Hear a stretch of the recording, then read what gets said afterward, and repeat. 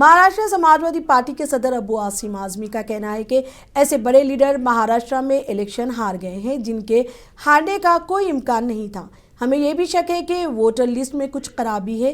किसी पार्टी या वजीर आला के दबाव के बगैर गैर जानिबदार तरीके से इसकी तहकीकात होनी चाहिए।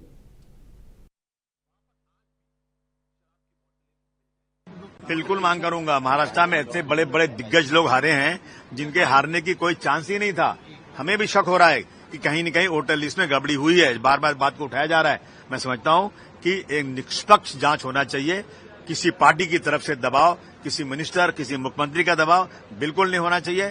देश के अंदर वही लोग, वही उनका ही नाम होना चाहिए जो वोटर लिस्ट में है। अभी बिहार में हो रहा है, बहुत सारे लाखों लाख नाम बोगस मिल रहे हैं। चाहे किसी ने भी डाला हो, वो कैंसिल होना चाहिए और उन अधिकारियों के ऊपर कार्रवाई होना चाहिए जिन्होंने नाम डाला है। उन्होंने चेक क्यों नहीं किया जाएगा घरों पे? जब वो लोग कहीं म्यांमार के हैं, कोई बांग्लादेश का है, कोई नेपाल का है, कोई श्रीलंका का है, उनका नाम यहाँ पर है, तो ये जिम्मेदारी किसकी है?